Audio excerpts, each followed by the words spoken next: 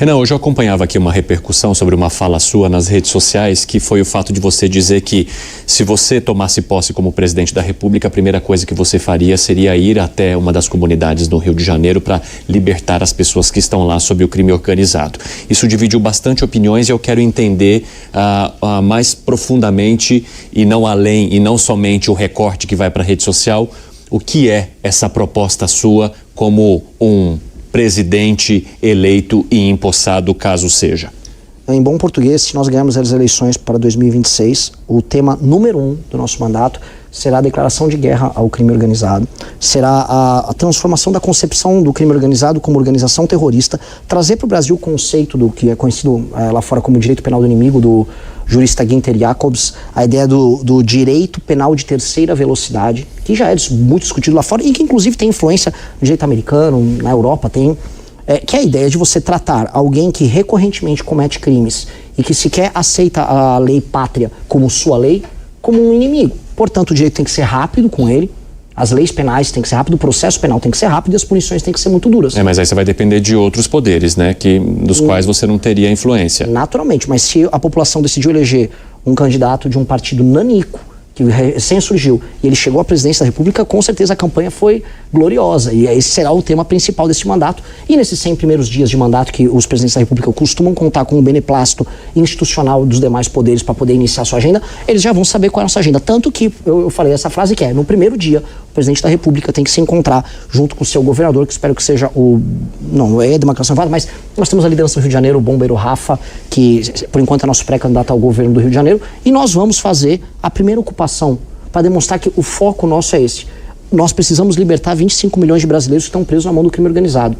E é esse o recado que a gente precisa dar. Mas me explica assim esse projeto em movimento, assim, o que seria essa ocupação? Como é que você subiria nesses lugares como uma autoridade, em locais que são tão inóspitos? Não estou falando que eu vou pegar uma arma e vou fazer isso, tá? Realmente eu nunca tirei nem de paintball, então não seria exatamente o melhor combatente num cenário de guerra. Entendi. Mas eu acho que um líder político, ele tem que estar junto aos militares no sentido institucional. Eles precisam se sentir respaldados pelo que está acontecendo, eles precisam entender que institucionalmente eles não vão estar abandonados. Não adiantava nada, quando o Temer fez aquela GLO, ele faz a GLO, nomeia um general e fica lá em Brasília olhando. A participação tem que ser próxima, e não pode ser uma participação também malandra, como foi a do Wilson Witzel, que desceu de helicóptero daquela vez.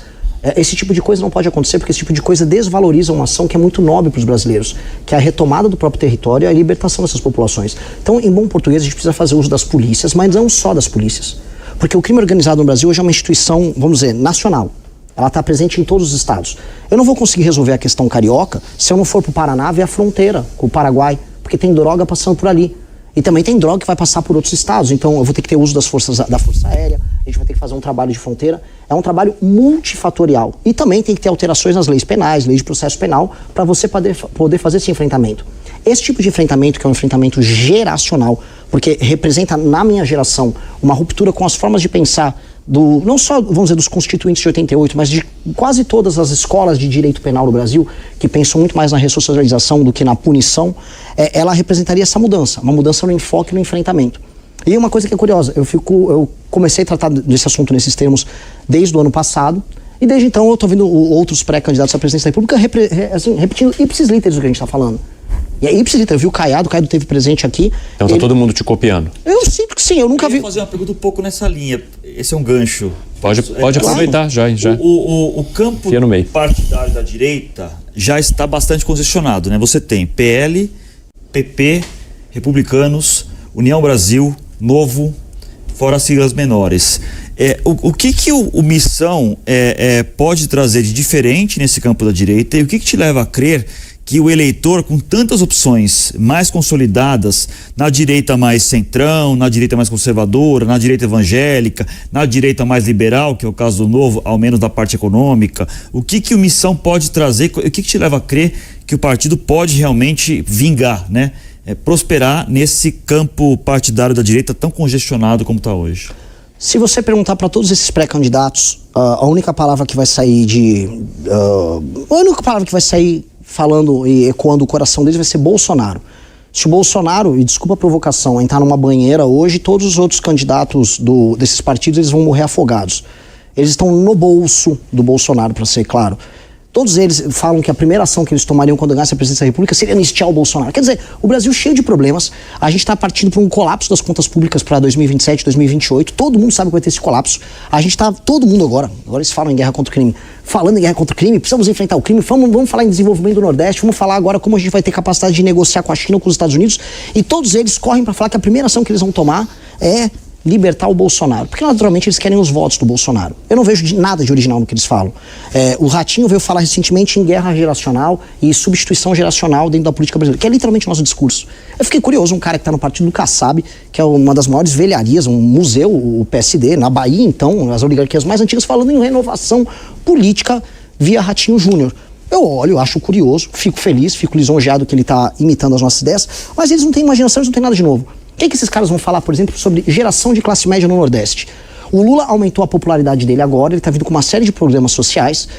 Saiu agora um estudo demonstrando que houve, vamos dizer, uma queda na pobreza extrema, muito por conta desses programas sociais que estão atingindo a base da população. Só que essa população não está se tornando efetivamente economicamente ativa, de modo a se libertar dos programas sociais e ter uma vida muito mais próspera. O que nós vamos fazer para gerar a classe média no Nordeste? Eu não vejo essa conversa. O que nós vamos fazer, por exemplo, para gerar complexos econômicos envolvendo agricultura e agroindústria para permitir que o Brasil exporte produtos agroindustriais? A Holanda, por exemplo, que é um dos casos mais emblemáticos, ela fatura mais com produtos agroindustriais do que o Brasil. Mesmo o Brasil seja gigantesco. Isso é sobre agregar tecnologia e inteligência. Eles não falam.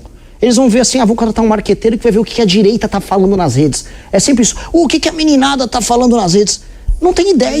Gostou do vídeo? Então se inscreva agora no Missão Diária e acompanhe muito mais análises, cortes e comentários sobre os temas que estão em destaque todos os dias.